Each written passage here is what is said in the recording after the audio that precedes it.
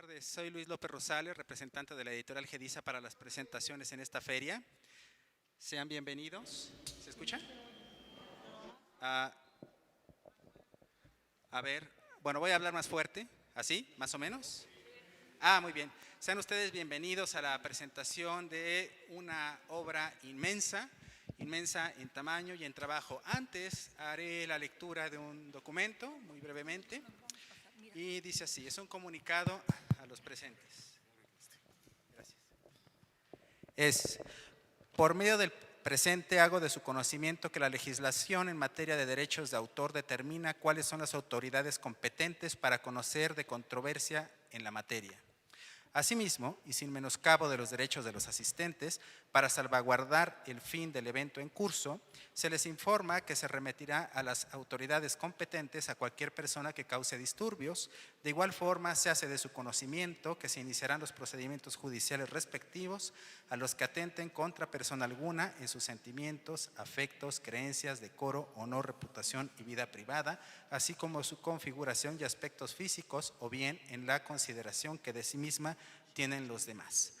Sean ustedes bienvenidos a esta presentación que es excepcional en muchos sentidos. Desde el personaje, Elena Garro, nada menos, un personaje complejo y que ha permanecido como presente de una manera un poco etérea y al mismo tiempo de una manera concreta, no solo por sus libros, sino también por las polémicas que de cuando en cuando resultan, y no dudamos que este libro levante alguna.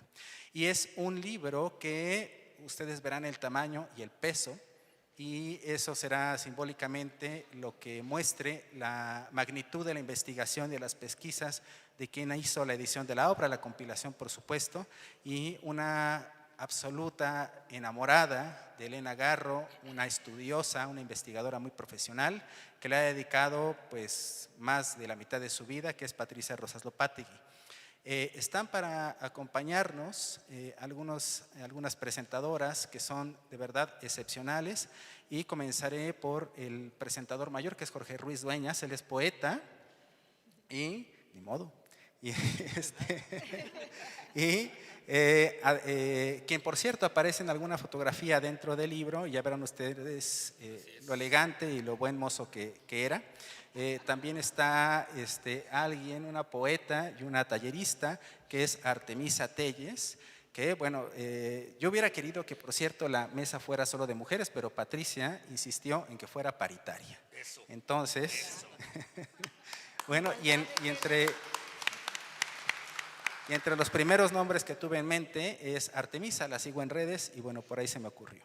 Bueno, también está con nosotros Leticia Romero Chumacero, alguien que es muy cercana y muy activa en las actividades de Gedisa, y es una querida autora que tiene 2 libros que tienen por favor que conseguir y leer. Uno es sobre 9 escritoras y su recepción como escritoras profesionales. Las primeras escritoras profesionales de finales del siglo XIX y principios del XX. Tienen que conseguir ese libro para que vean ejemplos a seguir no solo en el campo de la literatura, sino en el campo vital, en el campo femenino y feminista. También le dedica un libro a Laura Méndez de Cuenca, una mujer excepcional. Tienen que leer ese libro para ver la dimensión de esta mujer. Y también está con nosotros y va a moderar la presentación el periodista Víctor Manuel Torres, quien generosamente aceptó estar con nosotros y hacer la moderación. Voy a pasar una tablita para que nos dejen su correo electrónico y ojalá lo dejen para que yo les pueda enviar información periódica sobre la editorial. Y sin más, muchas gracias por estar aquí y comenzamos. Víctor. Muchas gracias, Luis, muchas gracias a todos, muchas gracias, Pati, por invitarme, por arriesgarte a que yo fuera tu moderador, conste, que conste. No, la verdad es que estamos muy contentos. Yo particularmente nunca había compartido esta mesa, ya con Pati sí alguna vez, pero con don Jorge, que él no me conoce, pero yo a él sí, trabajamos juntos. Trabajamos en el Fondo de Cultura en algún momento, en distintos tiempos, ¿no? En el Fondo de Cultura Económica. Y bueno, he leído también a la maestra Telles y a la maestra Romero Chumacero también, por mi labor periodística, pero también por mi labor, pues esta curiosidad lectora por Elena Garro, una escritora única. Quiero decir, hace rato se lo decía a Pati que estaba yo un poco nervioso, más de lo habitual, no sé por qué. A lo mejor me impone un poco acá la guadalupana. Nunca había dado misa, la verdad, en mi vida. Está a prueba mi ateísmo hoy, ¿no? Pero quizás sea un buen momento para pedirle a la guadalupana que todo salga bien hoy y que aleje un poquito el coronavirus de México. Pati me pidió que hiciéramos una dinámica que, bueno, se tratara de que los ponentes dieran su punto de vista de una manera sucinta, rápida, general, y que después, para aprovechar la hora y media de presentación que nos dio la Feria de Minería, que estableciéramos o tratáramos de establecer un diálogo entre la mesa con preguntas de uno a otro, y por supuesto que el público también participe al final, para hacerlo un poquito más ameno. Lo que tengo que decir de primera instancia y en términos generales es que Elena Garro es una escritora única que se merece una investigadora única como Patricia Rosas Lopategui. Y se merece también esta recopilación que Gedisa hizo, el sello editorial Gedisa hizo, en 2 volúmenes. El único valiente que trajo los libros fue el maestro Ruiz Dueñas. Yo no los quise traer porque sí son 2 volúmenes muy voluminosos, valga la redundancia, pero muy completos. Estos 2 volúmenes, el antes y después, que reúne las entrevistas con Elena Garro, son el primero antes y después del 68 y 2 el retorno del exilio. Es de verdad asombroso el trabajo, lo digo en esos términos, asombroso el trabajo de investigación que hace Patti.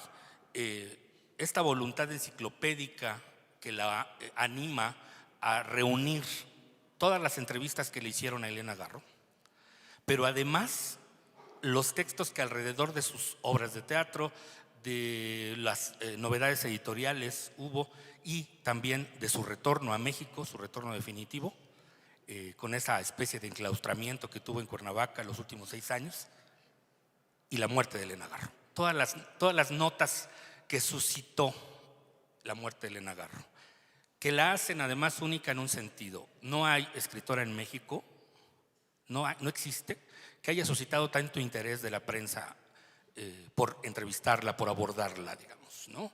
Y ella, por supuesto, también brindó lo mejor de sus opiniones, siempre guerreras, siempre controversiales, siempre audaces, ¿no? A veces más de la cuenta, ¿no?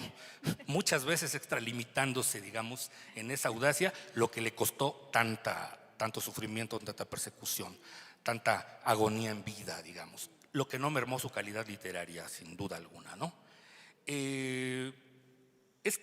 Yo creo, y le pediré a Patti si es posible que después lo desarrolle, pero yo considero, después de ojearlo, porque es mucho el volumen, ¿no? Y poco el tiempo para leerlo, pero por supuesto algunas cosas ya las había leído porque yo las edité, yo las puse en plana, ¿no?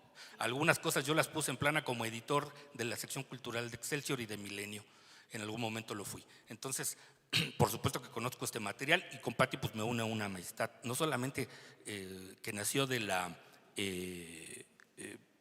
necesidad de tener una fuente a quien consultarle sobre algunas escritoras mexicanas, sino además pues de la empatía y de la curiosidad por Elena Garro específicamente, ¿no? Eso me gusta mucho.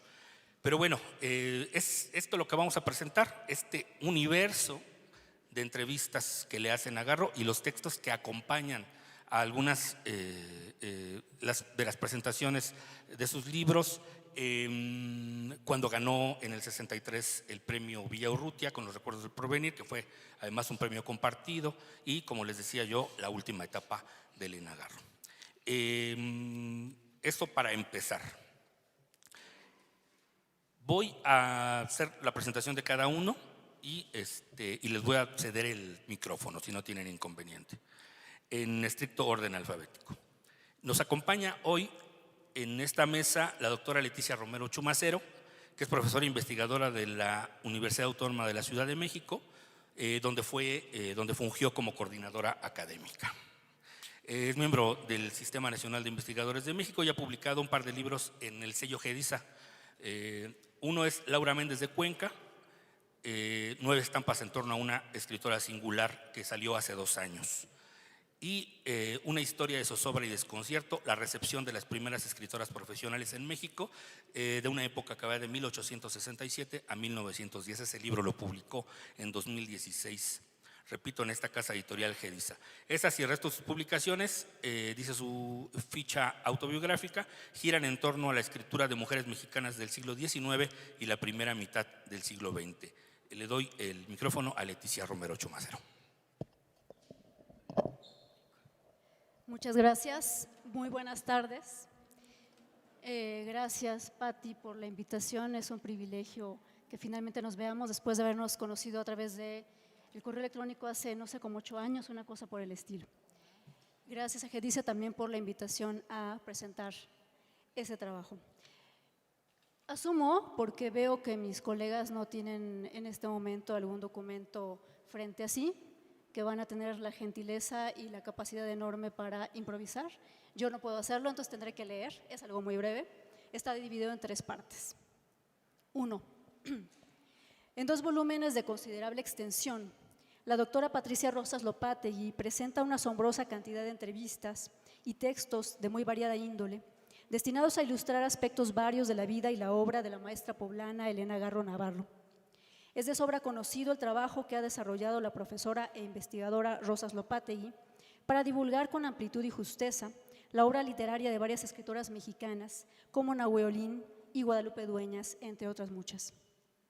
Es clara, con base en esa trayectoria, su capacidad para reunir con paciencia y rigor documentos casi olvidados, pero necesarios para apreciar en su justa dimensión a nuestras literatas, rindiéndoles tributo a través de libros vastos y utilísimos. Pues bien, entre la cantidad ya importante de sus investigaciones sobre escritoras, despuntan, sin duda alguna, aquellas dedicadas a la vida y obra de Garro. 3 son los títulos que preceden al que presentamos hoy. Los menciono. Yo solo soy memoria, biografía visual de Elena Garro, de 1999. Testimonios sobre Elena Garro, de 2002. Y El asesinato de Elena Garro, periodismo a través de una perspectiva biográfica, de 2005, con una reedición en 2014. Tal como lo indica la compiladora y editora, Diálogos con Elena Garro viene a completar ese magno esfuerzo biográfico y crítico, y lo hace mediante un trabajo de investigación hemerográfica del todo atendible por lo abarcado y la persona en torno a la cual gira el apetitoso corpus que pone ante nuestros ojos. A lo largo de 2 volúmenes, el título que hoy presentamos a ustedes ofrece un recuento biográfico muy puntual y actualizado, basado en fuentes de primera mano y aderezado con abundantes notas bibliohemerográficas de contexto, así como procedentes de las decenas de entrevistas transcritas. También se enriquece con datos tomados de las obras literarias y la correspondencia de la escritora poblana. Todo ello permite una reconstrucción por demás interesante del periplo vital de una de las narradoras y dramaturgas más relevantes de la lengua española. La índole de las amistades, conocidos y contemporáneos de Garro, por otra parte, hace posible atisbar en las entrevistas mucho del mundillo cultural y político mexicano del siglo XX, aproximadamente desde los años 30 hasta los 90. Adicionalmente, a lo largo de la biografía aportada por la compiladora y desde luego en las cartas exhibidas, también asoman los nombres de mujeres y hombres que habitaron la República letrada.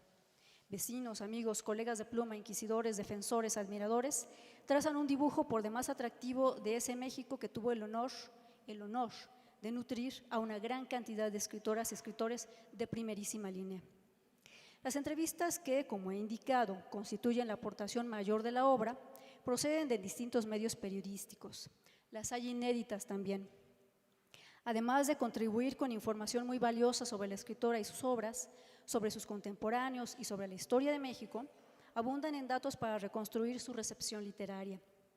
En ese sentido, estamos ante un par de volúmenes que resultarán de enorme utilidad para quienes deseen estudiar textos específicos de Garro, su obra completa, su vida, los nexos de diversa índole que tejió con la clase letrada mexicana, el periodismo cultural del siglo XX, la historia de la escritura de mujeres en México a partir de uno de sus casos más nobles y, como he afirmado ya, la variopinta recepción que las obras de la maestra tuvieron entre sus contemporáneos, quienes, en la mayor parte de los casos, alcanzaron a advertir cuán notable era la escritora cuyas palabras registraron en sus grabadoras o libretas.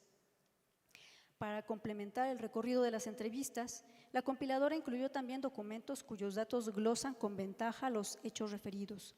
Programas de mano, cartas, apostillas, poemas, artículos periodísticos, fragmentos de memorias y de novelas. Todo eso, sumado a las notas de pie de página, permite leer los volúmenes como una historia armada a partir de muchas voces. Las hay generosas con la entrevistada, pero también toscas y contradictorias, sobre todo cuando se refieren a 1968 y sus repercusiones en la vida de Garro. Abundan las y los entrevistadores, quienes, llenos de admiración, presentan a una autora cuya obra aprecian profundamente y la ponderan con veneración justificada. Se agradece desde luego esa pluralidad de registros, esa honestidad al mostrarlos todos, incluso aquellos no favorables a su causa. Se agradece sobre todo la posibilidad de escuchar por fin la voz de la escritora. 2. Fugaz pero emotiva fue la única ocasión en la que tuve el gusto de ver a la distancia a la maestra Garro cuando volvió a México en 1993, después de un exilio de 2 décadas. Para mi generación fue muy emocionante la repatriación de la leyenda que era esa escritora entonces. Iniciadora del realismo mágico, autora de piezas dramáticas tan rotundas como Felipe Ángeles, como Un hogar sólido, así como de varias narraciones memorables. En esos años nos resultaba un exceso injustificado y misógino lo que la generación previa había afirmado sobre su participación en el 68 mexicano. Sobre todo si pensábamos que los verdaderos culpables de la masacre continuaron sus vidas con absoluta tranquilidad en el país. Por ello, cuando volvió a estas tierras, celebramos los premios que le fueron otorgados durante los años siguientes. Por ello, cuando falleció, en 1998, organizamos lecturas de sus obras en varias universidades y casas de cultura. Quienes tomábamos el camino de la docencia, además, la añadimos a los programas de estudios que predeciblemente no la incluían, como no incluyen, en general, obras escritas por mujeres. Aquello rindió frutos. Hace apenas un par de años, vi con orgullo cómo se quejaron mis estudiantes de licenciatura en las redes sociales cuando una editorial española, en forma irrespetuosa y sexista, quiso divulgar una antología de las obras de doña Elena mediante un cintillo promocional infamante, donde la escritora era reducida a pareja de tal o cual varón. Indignante método de difusión que nadie en su sano juicio estaría en condiciones de favorecer hoy y que, por cierto, fue eliminado por la editorial sorprendida por la contundente protesta generalizada. 3 y último. El entusiasmo con el cual fue recibida Elena Garro en el país al iniciar la década de 1990 queda claro a través de la cantidad de entrevistas que abarcan casi completo uno de los volúmenes que comento. En esas páginas es ostensible la grata sorpresa ante la aparición de sus nuevas novelas, guardadas durante años. Fue el caso de la publicación, por ejemplo, de Inés, historia oscura e inquietante que leímos por primera vez en los 90s. Varios años más tarde, gracias a los buenos oficios de Patricia Rosas Lopátegui, también conoceríamos la poesía de Garro a través del libro Cristales del Tiempo. Recuperar a Elena Garro significó entonces, como lo es ahora a través de esta obra, recuperar parte de la historia literaria mexicana mediante una de sus protagonistas distinguidas. Por ello, no queda sino agradecer a la doctora Rosas Lopátegui la fecunda, generosa insistencia con la cual ha impedido que el recuerdo de la maestra Garro se pierda. El suyo es un ejemplo de tenacidad, de conocimiento y de amor por las letras. Enhorabuena para ella y para la Casa Geriza, que engalana su ya de por sí atractiva oferta editorial con este título, llamado a ser de consulta obligatoria para quienes tuvimos el privilegio de coincidir en el tiempo con la maestra y para quienes simplemente tienen el interés y el derecho de conocerla a contrapelo de las voces que intentaron silenciarla tantas veces. Muchas gracias.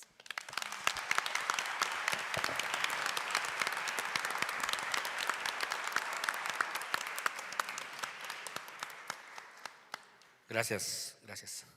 Sí, efectivamente, la vastedad del trabajo de investigación impresiona, ¿no? Impresiona sobre todo por dos cosas, creo yo, valga la opinión que tengan después de lo que diga. Una, que no solamente es una reunión galáctica, ¿no? Universal, ¿no? de todo lo que dijo o que se dijo sobre Elena Garro, sino además está ordenada para Elena Garro, que presumía mucho caos en su literatura, ¿no? Está ordenada de manera cronológica in extremis, diría yo, porque Patti elige publicar cada entrevista de manera cronológica, pero no cuando se publicó, sino cuando se hizo. Hay algunas entrevistas, por ejemplo, que se hicieron en el 65 y aparecieron en el 78. Pero Patricia elige eso porque yo creo es un asunto de contextualizar la opinión de Garro en el momento en que la emite, no en el momento que se publica.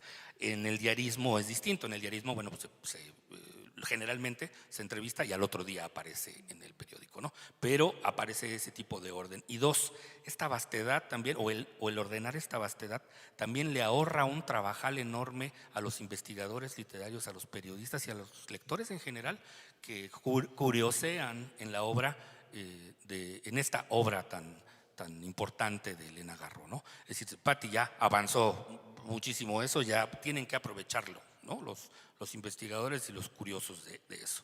Bueno, ahora le voy a pasar el micrófono a Jorge Ruiz Dueñas. Él es fundamentalmente poeta, que sin embargo en sus últimos 24 títulos ha incursionado en el ensayo, en el relato y la novela también.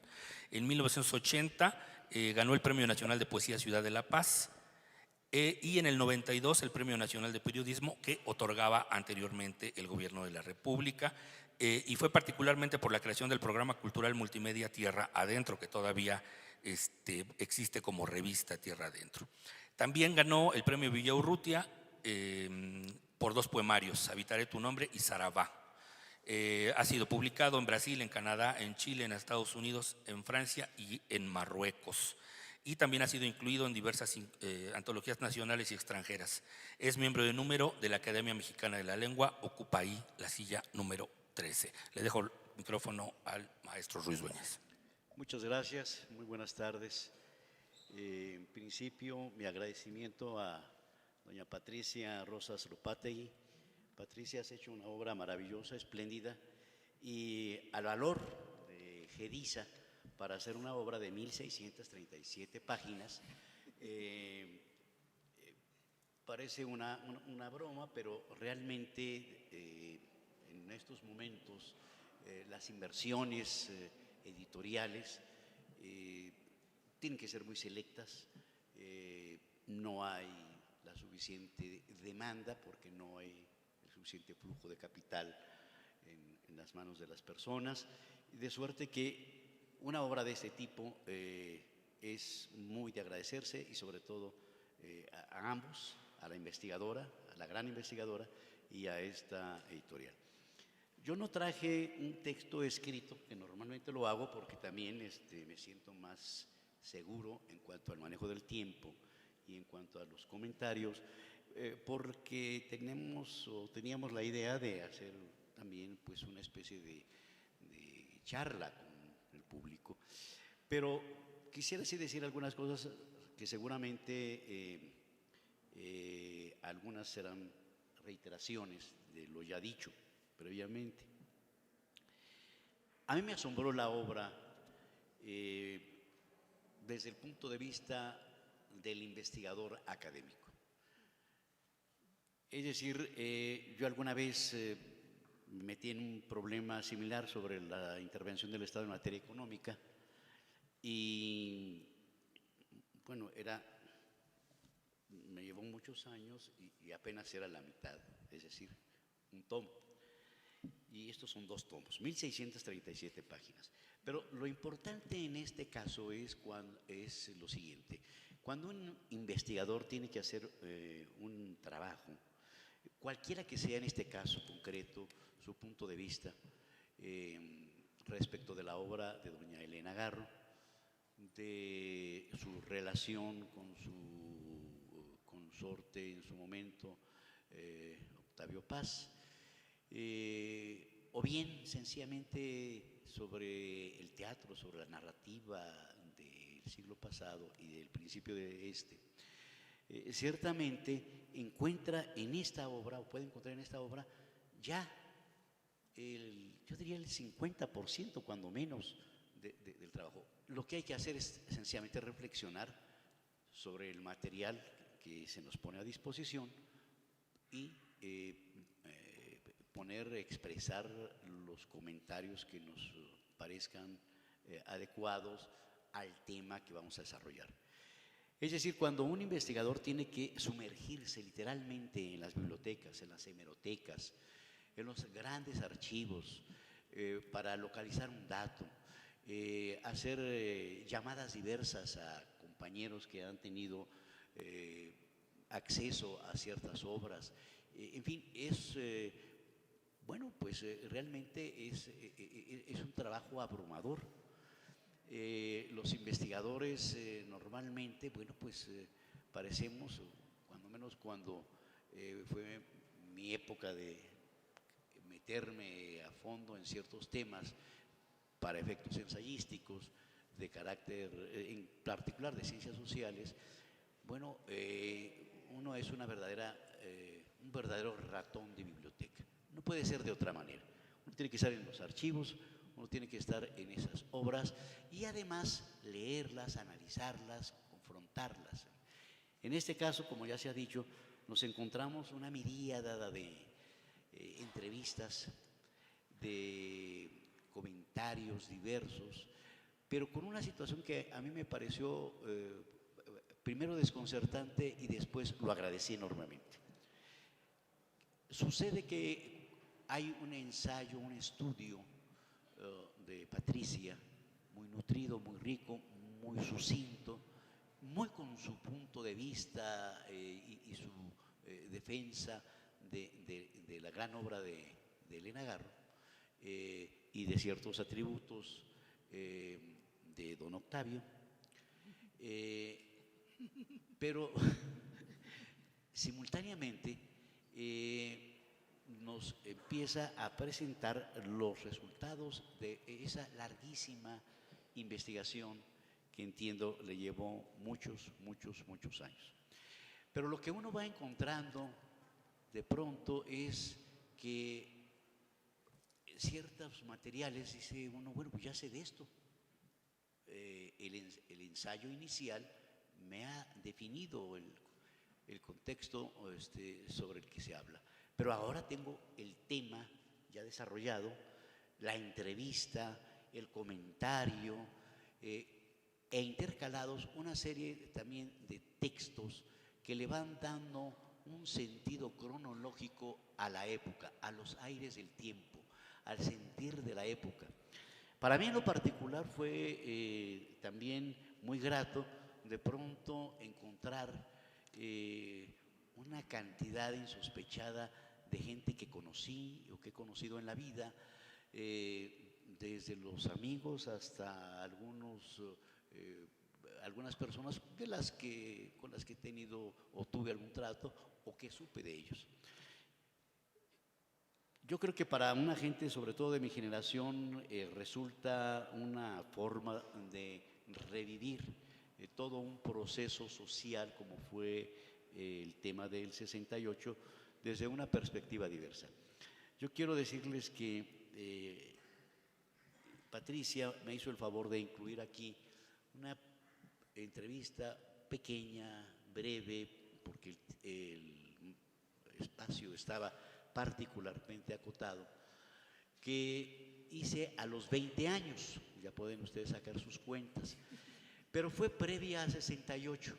Entonces yo me encontré con una Elena Garro, diría yo, potente, diáfana, en el sentido de que no estaba en ese momento directamente hostilizada, estigmatizada, perseguida, y vivía en México.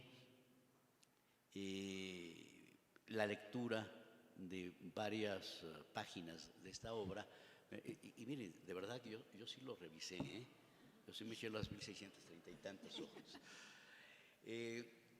Me permitió recordar detalles que, claro, había perdido en el camino.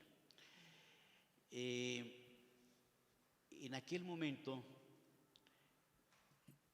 yo sabía de doña Elena y admito, pues a los 20 años y estudiando simultáneamente un par de carreras, no estaba yo concentrado propiamente en la narrativa. Yo fui secretario de León Felipe, y evidentemente mi visión era, mi mirada era hacia los poetas y hacia la poesía de ese momento, y evidentemente a la de mi maestro.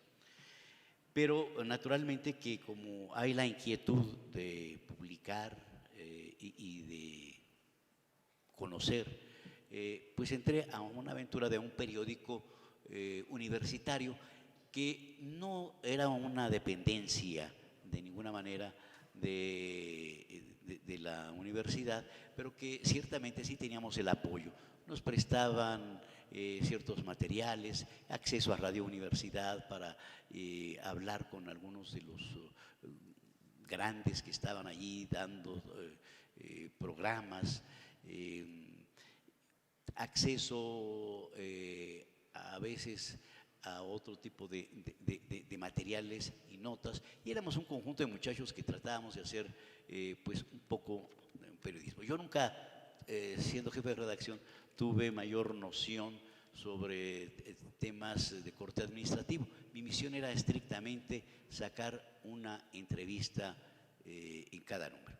Empecé con José Luis Cuevas, Tamayo, Elena Garro, Nicolás Guillén, en fin. Y por cierto, con el valor que dan los 20 años, nada más levantaba la bocina, decía que era un estudiante de la Universidad Nacional y que escribía para un periódico de la Universidad Nacional. Y yo no puedo decir que el mundo de México era mezquino, se abrían las puertas, me citaba, Tamayo, tan difícil que era, pues logré entrevistarlo y la cita la hice desde mi trabajo. Levanté el teléfono, lo busqué primero en la guía telefónica, no era un mundo tan complicado, y lo hallé. Y algo similar me pasó con doña Elena Garro. Pero lo que quiero decir es que también es que esta entrevista donde se toma esta maravillosa fotografía de los hermanos Mayo, que eran quienes nos prestaban los servicios de fotografía, me trajo pues a la mente, y esto me lo provocó Patricia de manera muy suave, muy tierna, de, bueno, ¿y qué pasó? ¿Y cómo fue? Y hicimos una pequeña reseña, digamos, a la distancia, a los muchos años, de cómo había sido aquello. Cuando llegué al Encastre, a la casa de Alencastre, debo decirles que me encuentro, igual el fotógrafo, en ese momento no me acompañó don Julio Mayo, sino uno de sus ayudantes, un joven fotógrafo, que estaba la Quinta Sinfonía de Beethoven, pues casi a todo volumen. Entramos a una impecable sala con dos hermosas ventanas hacia un jardín con un tul blanco, abiertas las ventanas, y entonces el tul se movía. Nos invitan a que nos sentemos en unas sillas Luis XV, esperamos en silencio, un tanto sobrecogidos porque íbamos a estar frente a la gran escritora. Evidentemente Recuerdos del Porvenir ya le había acarreado un enorme aura, el Villaurrutia, y cuando baja es ver bajar a Marlene Dietrich o ver bajar a Greta Garbo. Nosotros estábamos sentados, los dos jóvenes, el fotógrafo y el aprendiz de periodista, viendo hacia las ventanas, una luz blanquecina, el movimiento de las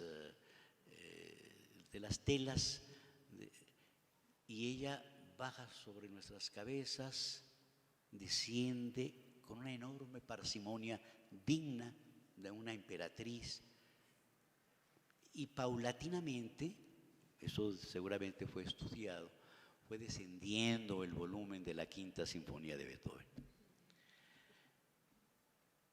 Y pasa y no nos saluda, sino que se va frente a una de las dos ventanas y pone sus manos sobre el dintel, ve hacia el jardín, se queda unos largos minutos, y yo le decía a Patricia, bueno, esto fue una especie de película de Pasolini, pero en realidad, ya lo he meditado, no, era Greta Garbo. Nos quedamos callados, no solo por respeto, sino porque realmente era una muy especial impresión la de aquella mujer que dominó la escena y entonces ya vino hacia nosotros, nos saludó muy cordialmente, con toda confianza, se sentó en su sillón Luis XV, dobló su pierna sobre el propio asiento con una gracia muy peculiar, muy femenina ella. Le decía a Patricia que la recuerdo mucho volteando su cabeza hacia un costado, luego hacia atrás, meciendo su cabello, pero leyendo con enorme detenimiento los ejemplares que yo le llevaba para saber si éramos serios o no éramos serios, si tenía algo que decir o no tenía nada que decir. Fue una plática espléndida y ella se centró en un tema. En ese momento, digamos que hay un cambio y la diva, y lo digo en el mejor de los términos, se convierte en una escritora, en un ser profundo, pensante, y empieza a explicarnos y a decirnos por qué los mexicanos y los universitarios en particular deberíamos de instaurar el Día de Orestes para equilibrar con el 10 de mayo. Y bueno, el espacio que yo disponía no me permitía abundar, pero la verdad es que creo que la esencia quedó allí. Entonces estuvimos enfrente de una mujer espléndida, con un gran donaire. Después apareció Elenita, de que yo solamente tenía referencias. Yo tenía cierta relación con Paloma Castroleal, ambas eran muy amigas, eran chicas 6, 7 años mayores que yo, pero nos habíamos prometido, en este caso concretamente con Paloma, y Paloma decía que había que hacerlo también con su amiga, yo tocar el piano y ellas improvisando y ellas leyendo sus poemas. Era la época en que Elenita decía: escribo mejor poesía en francés que en español, lo cual era además cierto, y cuando uno lee sus dos obras, es una pena que no haya habido más volúmenes porque era, creo yo, una poeta excepcional. Pero volviendo a doña Elena Garro, bueno, pues mi recuerdo fue entrañable, fue muy especial. Lo que hay detrás después en 68 y todo esto no es, a mi juicio, más que la condición humana, la veleidosidad de la condición humana, las trampas que aquí no son de la fe, sino las trampas de la política, resultado también de un momento tortuoso, la muerte posterior de don Carlos Madrazo. Yo recuerdo que estaba en Atenas cuando esto sucedió. Él es el embajador el que me comenta esa muerte, que por cierto luego se olvidan que fue también con el Pelón Osuna, nuestra gran raqueta del momento. Y había adicionalmente, diría yo, en esas, o vinieron después adicionalmente lo que a mi juicio es una especie de violencia institucional. Eso es lo que padecen, a mi juicio, Elena Garro y Elena Paz. La violencia institucional del Estado mexicano, que además pude apreciarlo muy bien. Durante 6 años fui director del Archivo General de la Nación y naturalmente tuve conciencia de lo que era la Galería 1, donde estaba la Guerra Sucia, donde estaban los archivos del 68, 71, etcétera. Y evidentemente esa violencia institucionalizada por parte del Estado se conjugó seguramente con los patrones de conducta mentales de las que todavía no salimos completamente, pero que afortunadamente ya son diversos respecto al género. Es decir, la idea de la mujer y del hombre, del escritor y la escritora, creo que tuvieron, en el caso de la vida de Elena Garro, pues un enorme efecto, y fueron una especie, diría yo, de forma de seguirla a ciertos cánones y a ciertas formas. Lo que sucedió después, bueno, fue ese rescate, ese traerla. Yo estuve muy cerca en algún momento de Fernández Onzaín, de René Avilés Ávila, de Rosario Casco. Entonces conocía yo las entretelas de ese retorno, no de manera directa, y es lamentable que la vida nuestra, la vida cultural, haya sido en esa época tan matizada por la violencia del Estado y por un manejo del género, todavía aún en el caso de los matrimonios cultos o de la clase culta, todavía tan cercana pues a lo que ahora se reclama de forma airada, porque hemos llegado a límites extraordinarios de violencia, que es el machismo. Pues una nueva felicitación a Patricia y a Gedisa, naturalmente. Muchas gracias.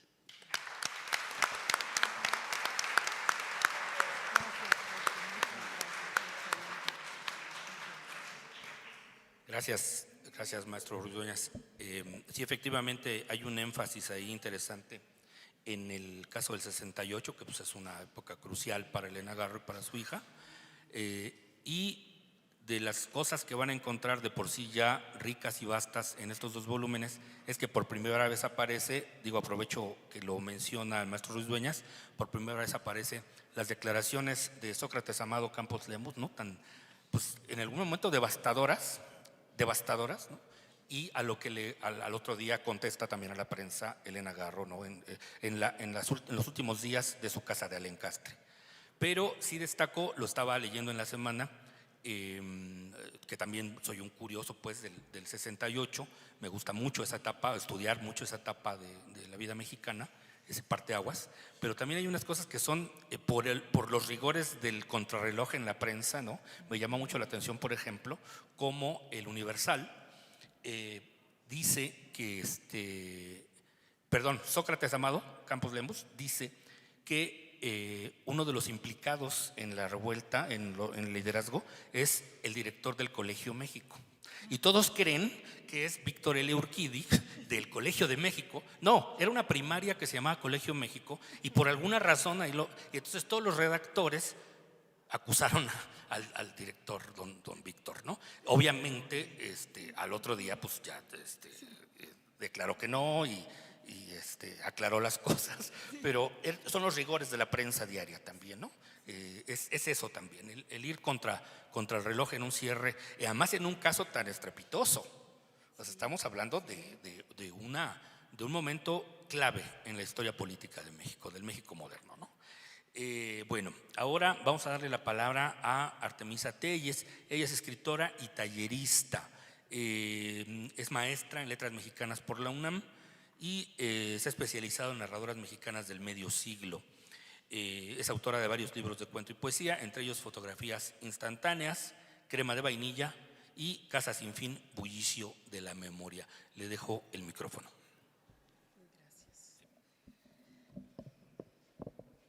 Buenas tardes, pues es un gusto y un privilegio estar aquí en esta mesa y enfrente de este público, bueno, siempre Elena Garro tan concurrida, ¿no? Tan aborrecida y tan amada, y eso genera este tipo de público tan diferente de los públicos generales de literatura, ¿no? Gente verdaderamente enterada, apasionada, que sabe mucho y que atesora todo lo que de Elena Garro se sabe y se descubre. Muchas gracias por la invitación al editorial, y a Patricia es un gusto conocerte en persona finalmente.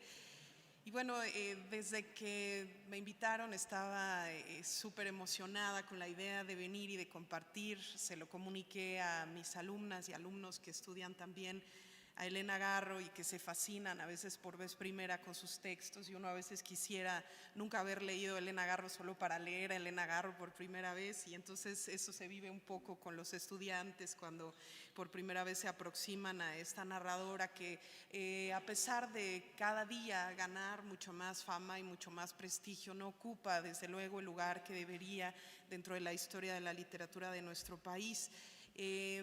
Y me pareció también interesante el que fuera precisamente el 29 de febrero, un día tan extraño como es un día que solo ocurre cada 4 años, porque así era Elena Garro, ¿no?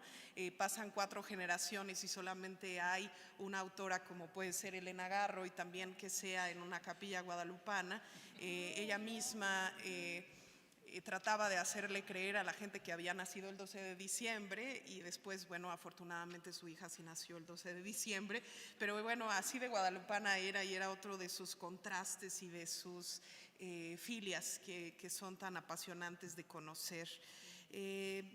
Elena Garro es una escritora fundamental y fundacional que, sin embargo, desde mi punto de vista no ha hecho realmente escuela, y eso la sigue dejando como única y solitaria en toda su preciosidad y en toda su rareza. Siempre que hablo de Elena Garro, que es con los estudiantes con quienes hablo habitualmente, lo que les digo es que Elena Garro es una gran escritora si le quitamos la A. Es una gran escritor o escritora, no es de las mejores mujeres escritoras, es una gran escritora. Le podemos quitar también el título de mexicana, porque sería una excelente escritora en cualquier contexto, en cualquier tradición, en cualquier país y en cualquier época, pero tiene desde mi punto de vista el doble de mérito que además sea mujer y que además sea mexicana y que además haya nacido en este contexto que decían, donde la figura de la escritora estaba apenas en ciernes, donde realmente no ocupaban el mismo lugar, como todavía no ocupamos el mismo lugar que ocupan los escritores varones. Pues diálogos con Elena Garro, que es lo que nos reúne aquí, esto que ya han dicho que es un tomo gigante, pero nunca es suficiente. De todas maneras, cuanto haya sobre Elena Garro, hace falta siempre algo más sobre Elena Garro. Sí es una serie de conversaciones con ella, sí es una compilación de entrevistas en donde ella habló, pero también es una compilación muy cuidadosa y muy puntillosa de entrevistas en donde se habló de ella. No solamente tener ese documento de su pensamiento, de su imagen, de su trayectoria, de su personalidad que se puede ir construyendo como un mosaico a través de las entrevistas, sino también un muy interesante mosaico sobre la vida cultural mexicana y sobre las cosas que a Elena Garro se le preguntaban, porque también los escritores no eligen, ni las escritoras tampoco, lo que se les va a preguntar, solo eligen lo que contestan, ¿no? Entonces también en lo que se está preguntando hay una mirada y una imagen de lo que se espera, de lo que se cree, de lo que se imagina que ese autor o autora es.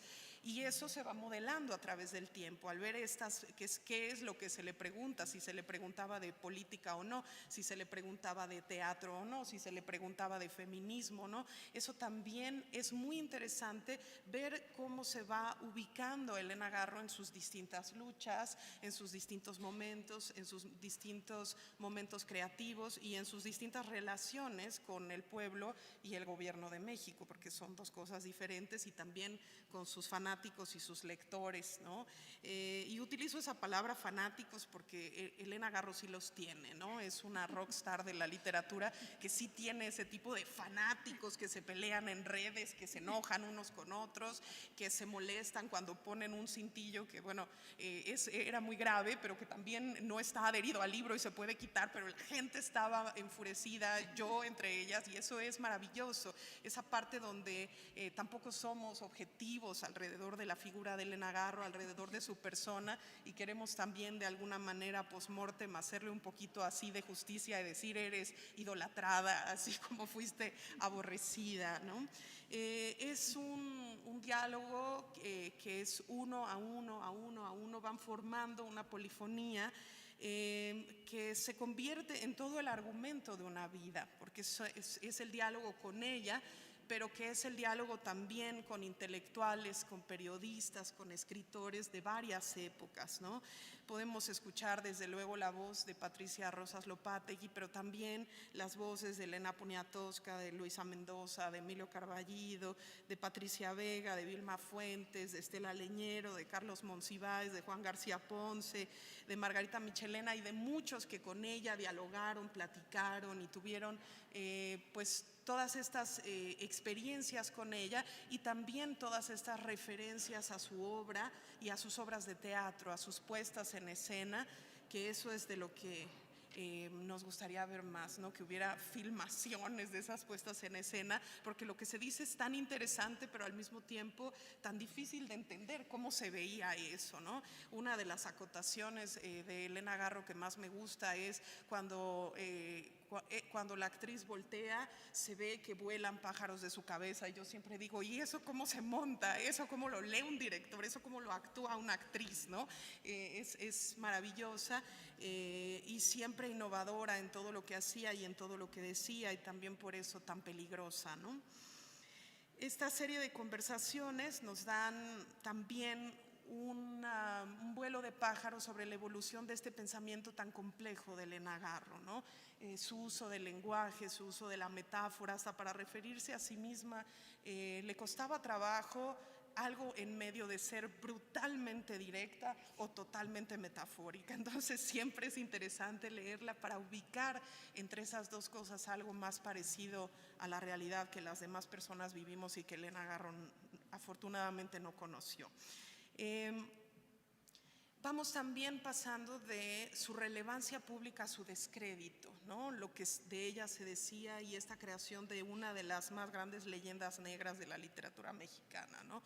Una persona que fue acusada de cooperar al mismo tiempo con el Vaticano, con el gobierno cubano y también con el espionaje gringo, o sea, era el ojo del mal, ¿no? Todo lo podía ver, hacer y ejecutar. Entonces, esto también nos permite tener una imagen propia, ¿no? Y irnos haciendo un punto de vista personal al dialogar nosotros mismos con Elena Garro, sin tantos intermediarios, sino más bien agentes para conversar con ella. Bueno, pues ya han dicho un poco de la estructura del libro. Creo que sí es un imperdible en toda biblioteca que tenga un gusto o una inclinación garriana, y que es además una excelente herramienta de consulta, una excelente lectura, no para sentarse y leer 1000 páginas evidentemente, pero para leer una entrevista a la semana hasta leerlas todas, para completar mucha de la obra que gracias a Rosas Lopategui tenemos en torno a Elena Garro y tenemos sobre Elena Garro, porque ella tiene todo que ver también con que ahora sí se le publique y se le consiga en librerías más regulares y más cotidianas.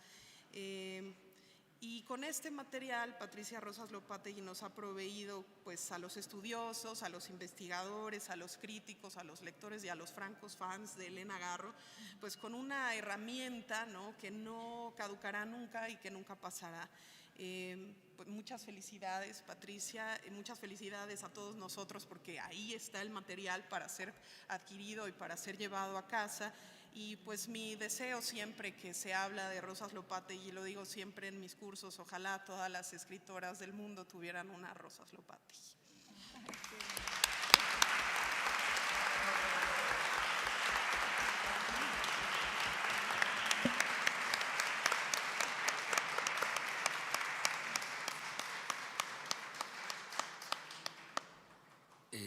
Sí, efectivamente, el retrato poliédrico de Elena Garro que logra Patricia, gracias al rescate de la voz de la propia Elena Garro, ¿no? Es increíble, es excepcional y es exhaustivo.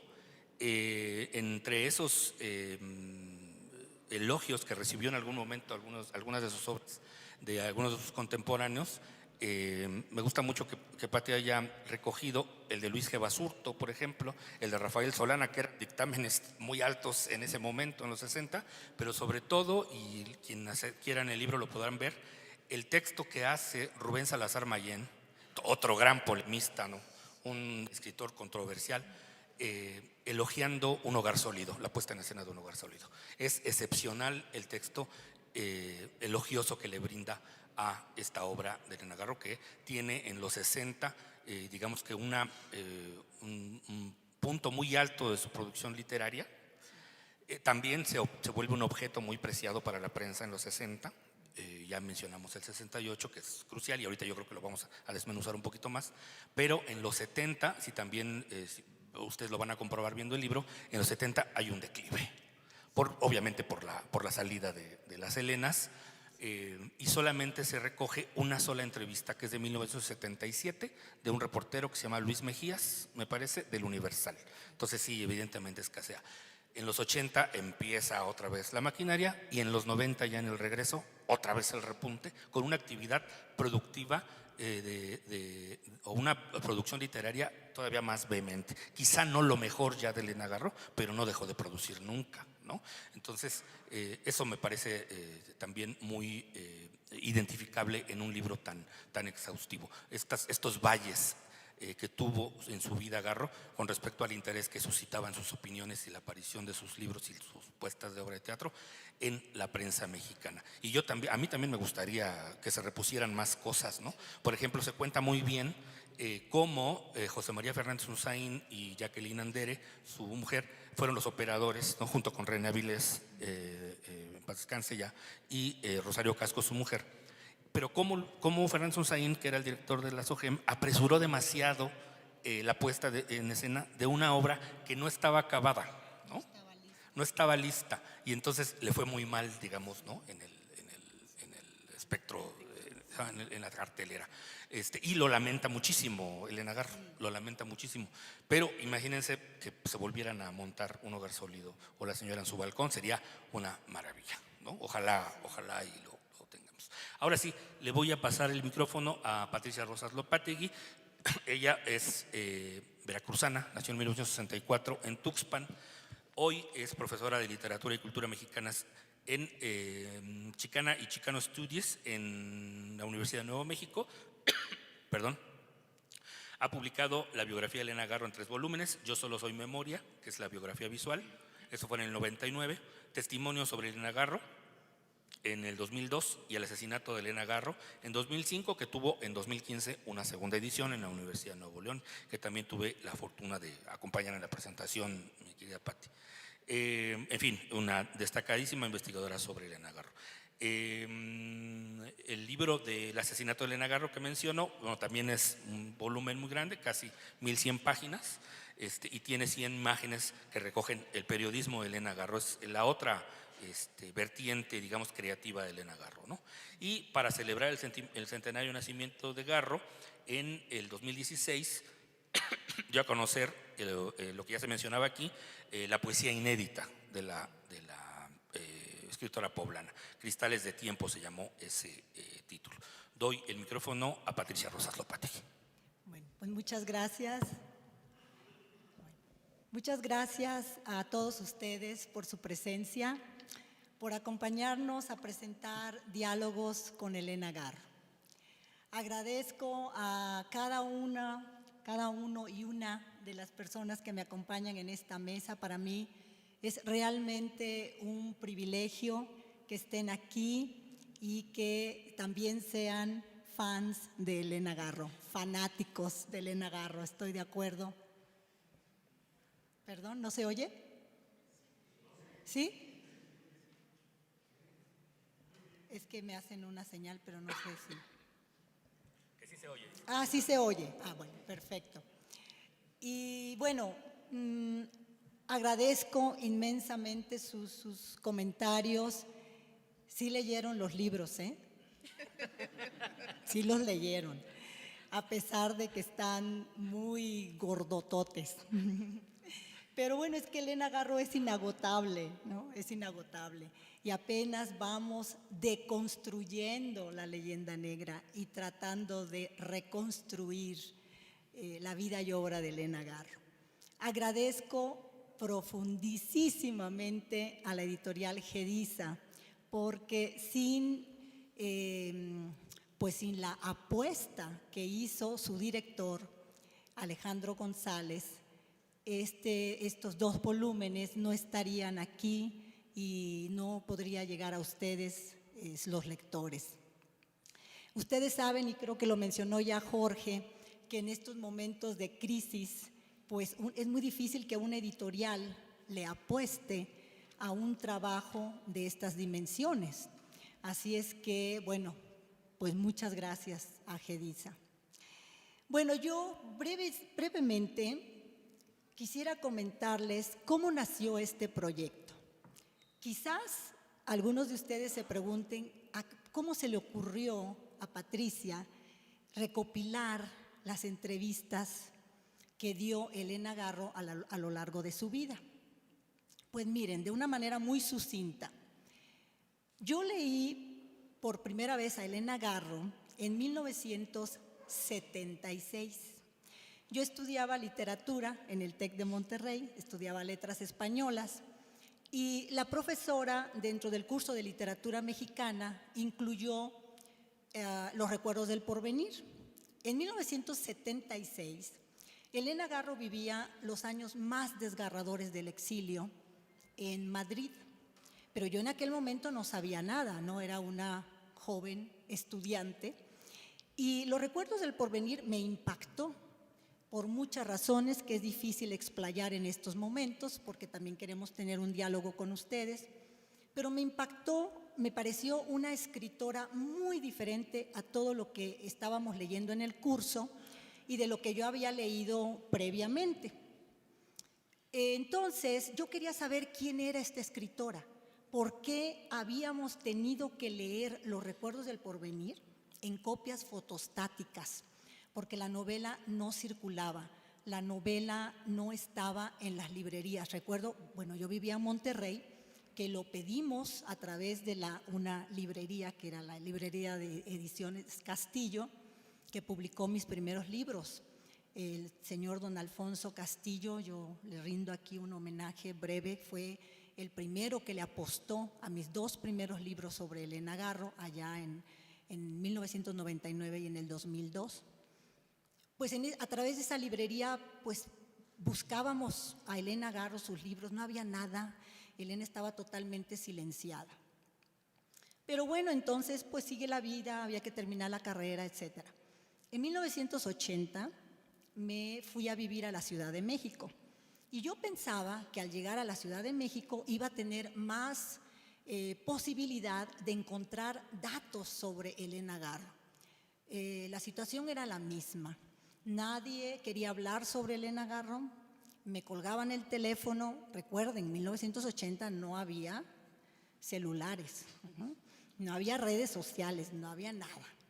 Entonces me colgaban el teléfono, no había manera de saber quién era Elena Garro, qué otras obras había publicado. Lo que yo encontraba en enciclopedias eran datos pues mínimos, y bueno, en aquel momento tenía también otras urgencias en mi vida que no me permitían comenzar todos estos proyectos que he venido haciendo paulatinamente, ¿no?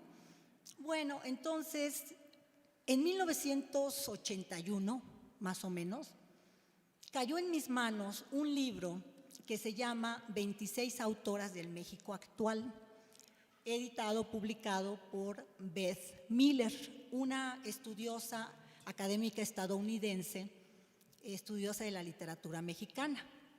Y ella, en ese libro, compiló una entrevista de otro académico estadounidense, Joseph Somers, que había entrevistado a Elena Garro en 1965. Y Beth Miller compila esa entrevista en este libro. Entonces llega ese libro a mis manos, comienzo a leer esa entrevista y se me revela todo un mundo de Elena Garro, todo eso que yo andaba buscando y que no encontraba. Es una entrevista deliciosa, es una entrevista que ustedes van a poder leer, ya no tienen que andar buscando el libro de Beth Miller, que obviamente está ya agotado, pero que lo van a poder leer aquí en el volumen 1, esa entrevista. Y en esa entrevista, pues yo les repito, yo no sabía quién era Elena Garro, qué otras cosas había escrito, nada. Lo único que sabía es que era una voz muy contestataria, que la novela Los recuerdos del porvenir hacía una crítica punzante al sistema político postrevolucionario, que era obviamente una escritora muy singular, con un manejo del lenguaje poético extraordinario, que obviamente revelaba una cultura muy sólida, que era una escritora que por primera vez en mi experiencia había podido plasmar en literatura lo que es nuestra identidad como mexicanos, nuestra idiosincrasia, nuestras cosmovisiones, porque Elena Garro fusiona y contrapone los dos mundos que forman nuestra identidad, el mundo occidental y el mundo prehispánico, ¿no? El manejo del tiempo, el manejo finito de los prehispanos, el manejo del tiempo infinito del mundo occidental, ¿no? Y en la entrevista, Elena Garro, Joseph Somers le pregunta, ¿cuáles fueron tus influencias? ¿Tú cómo comienza tu carrera como escritora? Y Elena dice, pues como escritora no sé, porque yo nunca quise escribir. Yo era una gran lectora. ¿Cuáles eran mis influencias? Pues no sé. Yo lo único que puedo decir es que en Iguala Guerrero, donde yo me fui a vivir, mis padres se mudaron y ahí nos fuimos a vivir, cuando yo tendría entre 6 y 7 años, pues que en Iguala no había una escuela formal, que era un pueblo principalmente habitado por indígenas y que yo iba recibiendo toda la formación, la educación primaria, vamos a decir, en la casa, a través de mi papá y de mi tío Boni y de mi mamá, dice, porque a mi mamá también le gustaba mucho leer. Entonces, desde pequeñita empezamos a leer a los clásicos españoles, griegos, latinos, ingleses, alemanes, y al mismo tiempo, dice ella, yo convivía con los mozos, con las nanas indígenas que servían en la casa, y entonces todo lo que ellas me contaban, pues yo lo creía. Para mí también eso era parte de la realidad, ¿no? Los mitos, las creencias, las tradiciones, etcétera. Entonces, por ejemplo, ella cuenta, a mí las nanas me decían, si no te duermes voy a dejar el anafre, ¿no? Lo voy a dejar encendido para que vengan las brujas y te jalen las piernas. Entonces dice, yo de niña creía todo eso, ¿no? Era parte de la realidad. Entonces, esos mundos son los que vemos en la obra de Elena Garro, ¿no? Y eso yo lo vi, entonces entendí todavía mejor los recuerdos del porvenir y sobre todo entendí la relevancia que tiene una entrevista. Porque la entrevista, desde mi punto de vista, es un género periodístico que debería de ser parte importante, parte esencial del corpus literario de un escritor, de un artista, porque como han mencionado aquí mis colegas, a través de una entrevista nos acercamos desde diferentes perspectivas al autor, ¿no? A la autora, se nos revelan otros mundos, ¿no? Que no los vemos en su obra. Bueno, entonces, yo puedo decir que este proyecto comenzó cuando leí esa entrevista, entre 1980 y 81, que descubrí la relevancia que tiene una entrevista. Claro, este es un proyecto que no se podía dar en aquel momento. Yo era completamente ignorante de la vida y obra de Elena Garro. Este ha sido un proceso realmente de muchos años, ¿no? Puedo decir de 4 décadas.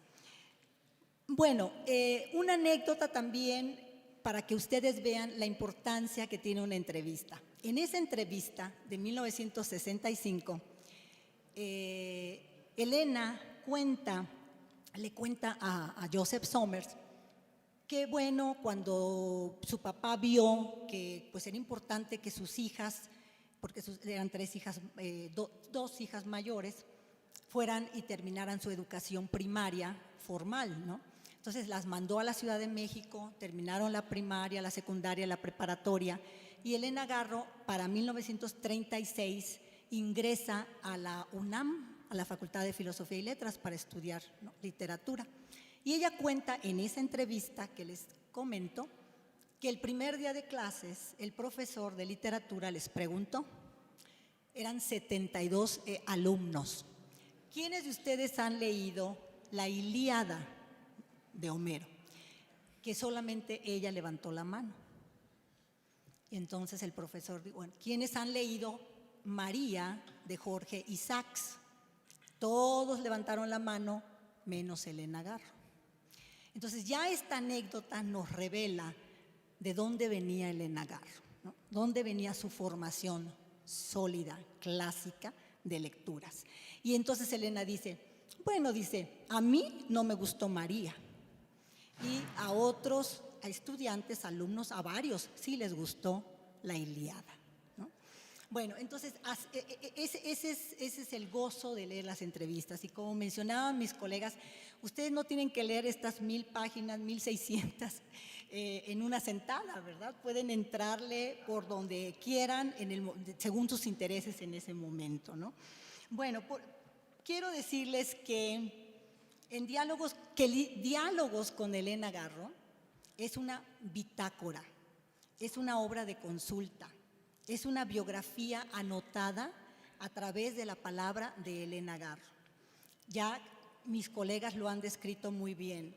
Yo voy armando la biografía dialogada a través de las entrevistas que Elena Garro concedió y además voy anotando al pie de página, voy corrigiendo datos erróneos porque como comentaba aquí Víctor, pues la prensa también pues, se equivocaba, por la prensa hay que sacar la nota al día siguiente y no hay tiempo de corroborar, ¿no? Y menos en aquella época, no había, exacto. Entonces voy corrigiendo errores, voy puntualizando datos sobre cómo se produjo X novela, X cuento, bajo qué circunstancias, etcétera. Entonces hay como una biografía en el texto y otra como en el subtexto o en los pies de página. Entonces mi propósito como estudiosa de Elena Garro es ofrecer este trabajo a ustedes, a todos los lectores y también a los académicos, a los investigadores, que ahí tengan ya esa obra de consulta para facilitarles el trabajo, ¿no? Porque yo sé lo que implica estas búsquedas. Bueno, en una entrevista que Elena Garro concedió un poco antes de fallecer, Elena Garro comentó, y cito, si fuimos malos, Dios nos castiga. Pero como desde 1968 he caminado entre tantas espinas, creo que me voy a ir al cielo. Dicen que cada quien es arquitecto de su propio destino, pero el mío ha sido terrible.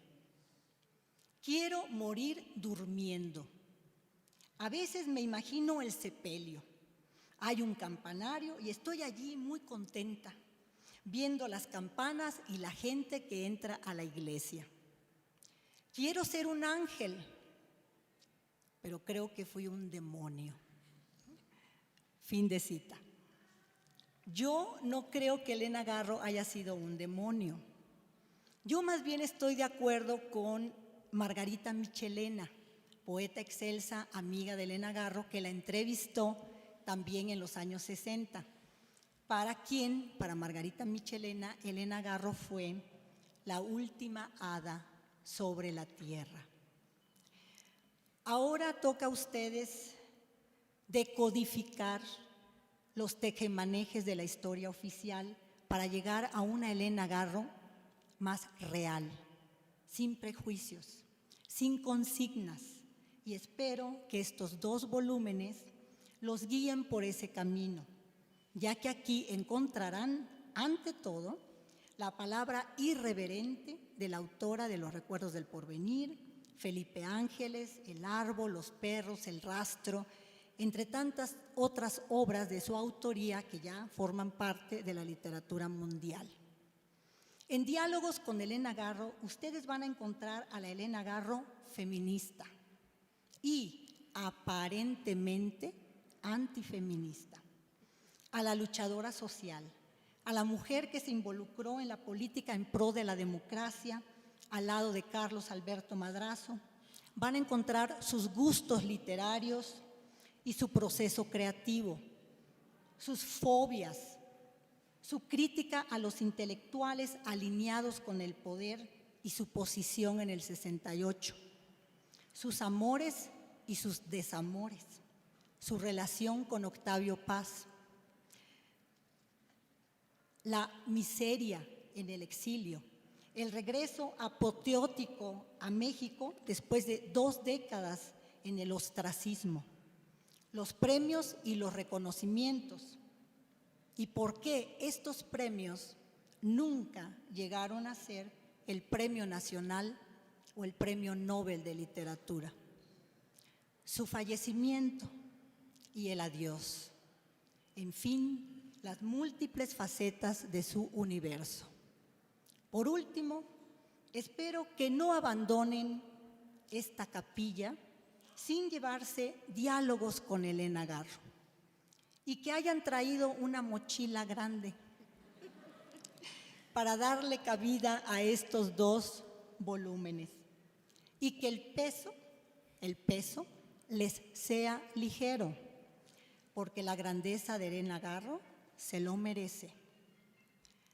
Y para terminar, espero que los disfruten y que conversen con Elena, sin preámbulos ni ceremonias, a través de estos diálogos con el general Elena Garro. Muchas gracias.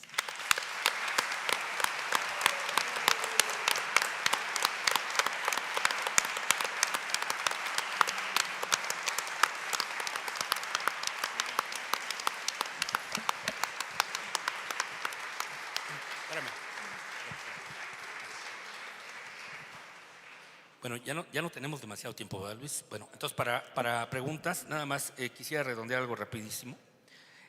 Tomando en cuenta también la entrevista que le hace Joseph Sauer, me encantó también, porque en muchas de las entrevistas en donde brinda su opinión Elena Garro, también describe su proceso creativo. Eso es increíble. Y, por ejemplo, en esa que le hace Joseph Somers en el 65, que aparece en el 78, publicada, dice algo muy interesante sobre la literatura mexicana. Y sobre la literatura de otros lugares. Dice que México todavía no había tenido alguien que contara su identidad, ¿no? Solamente el que se había atrevido a hacerlo era Juan Rulfo, y que había tenido los 2 pies en el mundo campesino y que ahí se sentía muy bien, y lamentaba mucho que Juan de la Cabada no escribiera más, pero se para ahí, es decir, ya no menciona a otros autores mexicanos. Dice, si Homero hizo al griego, dice,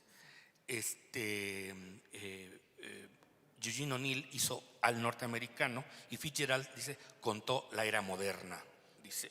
Y si no te has dado cuenta, le dice a Joseph Somers, Gatsby, el personaje de Fitzgerald, es Kennedy, dice. Es decir, hablaba de todo, es decir, su universo era increíblemente abrumador, digamos. Eso me gustó mucho.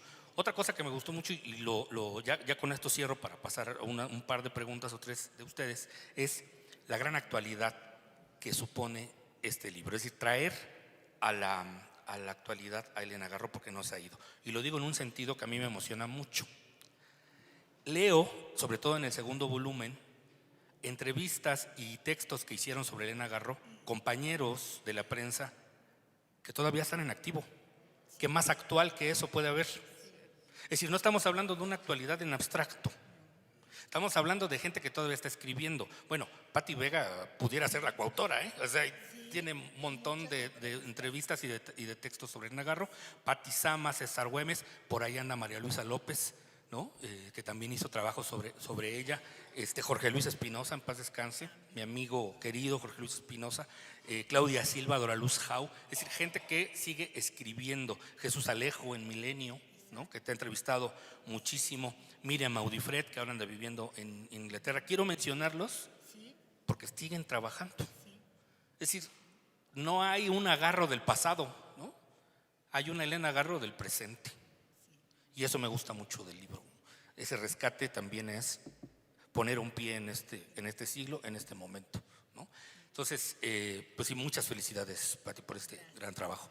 Si alguien quiere preguntar algo a la mesa, a la autora, por favor, le vamos a pasar el micrófono. Luis, por favor. Hola, buenas tardes. La felicito por sus magníficos libros y la investigación. Toda la investigación era súper importante. Aprovechando que están conocedores de la obra de Elena Garro, me gustaría que puntualicen cuáles son los hallazgos literarios que consideran ustedes así súper ricos en la obra de Elena Garro. Y número 2, ¿quiénes compararon la biblioteca, las cartas de Elena Garro en esto de que en México no hay una cultura por parte de los autores de conservar su documentación, las cartas, como sucede en otros países, como por ejemplo de Fitzgerald, creo que la comparó una universidad de Estados Unidos? Gracias.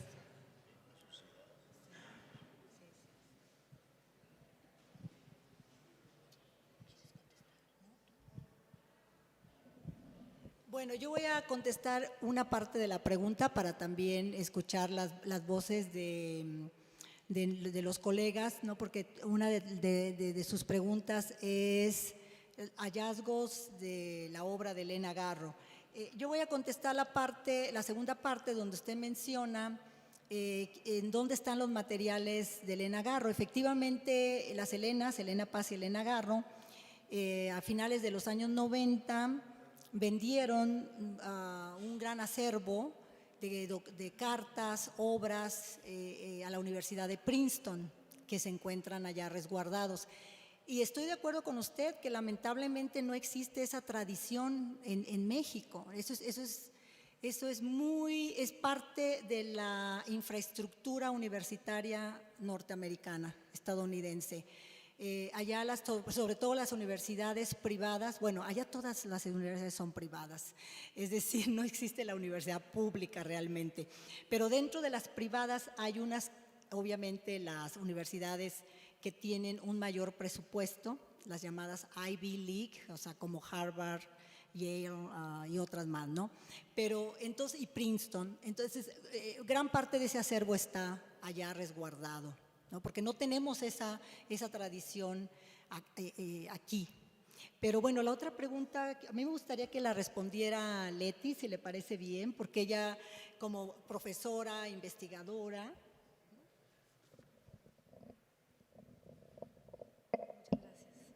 Bueno, creo que cualquiera de quienes estamos en la mesa con solvencia podríamos responder eso, pero diría así nada más a bote pronto, que ni más ni menos que el realismo mágico, que en otros contextos se le ha atribuido a García Márquez, quien también desde luego hizo una propuesta relevantísima, si hemos de utilizar la definición que se acuñó en las universidades norteamericanas, quien lo hizo primero fue Elena Garro, ¿no? Antes que en este caso García Márquez. Entonces esa sería una. Y la otra, un detalle que me parece muy relevante y que ya mencionó la doctora Rosa Lopategui hace rato, y que tiene que ver con esta confluencia de elementos de representación de lo occidental y de lo prehispánico en las obras literarias. No es Elena Garro la única que lo hace, ciertamente en la literatura mexicana, pero sí es una de las personas que lo hacen de manera más puntual y también muy primigenia, diría yo. Entonces, esos serían dos de los elementos principalísimos de su trabajo, tanto en la narrativa como en el teatro. Gracias.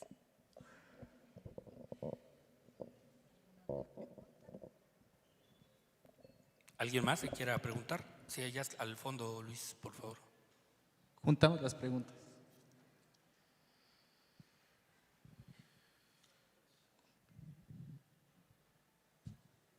Sí, para la autora Rosas, si nos pudiera comentar algo sobre la estancia de Elena Garro en España, cuando la Guerra Civil Española, que fue con Octavio Paz, sobre la participación que tuvo, su estancia, y también, ¿verdad?, cómo influyó esta experiencia de la Guerra Civil Española tan violenta en su posterior literatura. Bueno, muy bien. Pues como ustedes sabrán, Elena Garro y Octavio Paz contrajeron matrimonio en mayo de 1937 y la premura en el matrimonio fue que Octavio Paz había sido invitado por una organización que existía de intelectuales que iban en apoyo de la República, ¿no?, a una serie de eventos culturales en España, en Madrid, Valencia, Barcelona. Y Elena Garro y Octavio Paz tenían escasas 2 semanas de haberse casado y allá va Elena, ¿no?, con Octavio Paz.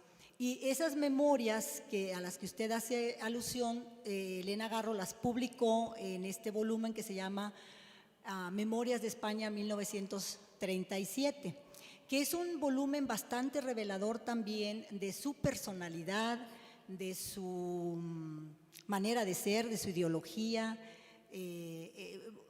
Muchas veces me han preguntado, pero Elena Garro, ¿con quién estaba? ¿Estaba con la República o estaba en contra de la República? ¿O cuál era realmente su posición al respecto, no? Y es una respuesta no fácil de dar, porque Elena Garro desde luego, estaba a favor de la República, pero también Elena en ese periodo tenía una posición bastante anarquista. Ella era muy amiga de los anárquicos españoles que habían ya dejado España un poco desde antes de que se iniciara la guerra, ¿no? Porque una cosa importante mencionar es que el papá de Elena Garro era español, era un asturiano que había emigrado a México cuando tendría alrededor de 15 años, ¿no?, el padre de Elena. Entonces es difícil porque Elena obviamente era antifranquista, era anti la dictadura, pero había un aspecto que a ella no le gustaba de la República, que era el anticatolicismo de la República, ¿no? Es decir, ustedes saben, la República Española pues también había muchas vertientes, ¿no? Pero una de ellas era pues una más moderada, socialista, otra más enfáticamente comunista, y pues esa ideología es antirreligión, y Elena tenía una formación profundamente católica, ¿no? Por eso la referencia que estamos precisamente aquí en la capilla, bajo la guadalupana, porque Elena decía: híjole, qué lástima que no nací el mero día de la guadalupana, ¿no? Y su hija Elena nació el día de la guadalupana. Pero bueno, entonces esas memorias, claro, son fundamentales. Y ¿saben qué? Que Elena siempre escribió, no llevar en el sentido riguroso diarios, como otras escritoras y escritores lo han hecho. Elena anotaba a veces una palabra, una fecha, y eso era una referencia para ella para recordar anécdotas o situaciones. Eso está registrado en muchos de sus diarios, de sus cuadernos. Entonces yo le pregunté a Elena Garro, ¿cómo pudo usted recordar todo lo que había sucedido? Porque las Memorias de España, ella las publicó por primera vez a finales de los años 70 en España, cuando estaba en el exilio, gracias a Tierno Galván, quien era el presidente municipal, diríamos, de Madrid. Gracias a él fue que Elena Garro comenzó a publicar y ganar un poco de dinero, porque estaba completamente vetada, muriéndose de hambre. Y Tierno Galván la ayudó y comenzaron algunos periódicos y revistas literarias de Madrid y publicaron prácticamente todas sus memorias, todo el librito. Lo que ella publicó en Madrid yo lo recogí en el asesinato de Elena Garro, que yo veo que algunos traen ese libro. El asesinato, pues ahí está todo el periodismo de Elena. Sí, perdón. Yo quiero felicitar a la autora y también a los comentaristas, y tengo 2 preguntas. Una es si en esta búsqueda, en estas entrevistas, podemos encontrar sus ideas o su contribución al feminismo en México, en qué entrevistas, en qué entrevistadores. Y la otra es de toda esta búsqueda, más o menos cuál sería la proporción de entrevistadoras y entrevistadores. Gracias. Ay, ay, ay, yo creo que ese trabajo ya lo van a hacer ustedes, ¿eh? Porque no me dio tiempo de ver cuántas de mujeres y cuántas de hombres, pero es una muy buena pregunta, porque efectivamente ahorita que me han estado entrevistando a raíz de la edición de estos 2 volúmenes, por ejemplo, yo vi que un reportero, no recuerdo de cuál medio, mencionó más de 300 textos y entrevistas. Pues créanme que no me dio tiempo de contarlos, pero bueno, ya ustedes me ayudarán a decirme cuántos son. Del feminismo, obviamente aquí van a encontrar la posición feminista de Elena a lo largo de todas las entrevistas, desde la de, aquí mi compadre, desde antes de la de Jorge. Jorge la entrevistó en 1967 y ahí Elena Garro dice que la mujer sea femenina no quiere decir masculinizarla, ¿no? Esa es una entrevista que le hizo Jorge Ruiz Dueñas en 1967. Ahí está, ahí la van a poder leer. Pero no, hombre, cállense. La primera es la que recojo gracias al reportaje de Alejandro Toledo. Ahí lo van a ver. Bueno, es una entrevista que yo llamo casera porque era unas tertulias que hacía Francisco Tario en su casa. Y ahí lo que ellos hacían eran se jugaban pues y entrevistan a Elena Garro. Ahí está también en el volumen 1. Y entonces dice Francisco Tario, ¿no? Con el micrófono. Aquí viene un joven poeta. A ver, ¿qué sabe usted hacer? ¿Cómo se llama? Octavio Paz. A ver, diga algo, cuéntenos algo. Ay, no, por favor, no, yo no quiero decir nada. Pásenle el micrófono a Elena. Entonces, aquí viene una joven rubia. A ver, ¿usted qué va a hacer? ¿Qué va a cantar? ¿Con qué nos va a deleitar? Ay, no, ¿usted qué sabe hacer? Pues yo solo sé cocinar, dijo Elena. Fíjense, ya, ahí está ya, ¿eh? Ahí hay obviamente, ahí podemos hacer un ensayo sobre posición feminista. Bueno, no, pero cocinar no. ¿Qué otra cosa puede hacer usted? ¿Qué sabe hacer? Bueno, yo le puedo hacer una entrevista, le dice Elena Garro. Y dice, ay, no, una entrevista no, por favor, qué bochorno. Bueno, pues a ver, ok, una entrevista. Dice Elena, ay, no se me ocurre nada. Bueno, pues entonces a ver, recite algo, diga algo. Y ella recita un poema, ¿no? Bueno, y ahí termina. Pero ahí, en esa entrevista ya tenemos obviamente la mirada feminista de Elena Garro, ¿no? Porque ¿qué dice ella? De manera irónica, obviamente, porque Elena al casarse con Octavio Paz se truncaron todos sus proyectos artísticos y literarios. Ya Octavio Paz le dijo, esto me lo dijo a mí Elena en una entrevista, que cuando eran novios Octavio Paz le decía que la mujer era el regazo donde debía reposar el guerrero, ¿no? Entonces, el reposo del guerrero. Entonces, perdón, el reposo del guerrero. Es que siento que ya estamos con el tiempo, ya veo las miradas que ya nos están aquí diciendo que hay que irnos. Bueno, entonces, ya ustedes ahí ven, ¿no? Obviamente, irónicamente, ella está diciendo yo solo sé cocinar, porque al casarse con Paz, ella tuvo que truncar la carrera universitaria, el teatro, coreógrafa, era bailarina. Elena ya era toda una niña prodigio o una joven antes de casarse con Octavio Paz. Es otro mito que muchos por ahí repiten, que sin Octavio Paz Elena Garro no hubiera escrito la obra que escribió. Pues es ignorancia, porque Elena Garro ya trae una formación súper sólida desde la infancia, ¿no? Tenemos que terminar, lamentamos mucho, pero ya, gracias. Gracias a los asistentes, no olviden visitar el stand de Gedisa en el patio central. Muchas gracias, Leti, Jorge, obviamente Compren Pati, el libro Artemisa. porque se va a agotar. Sí, seguramente. Luego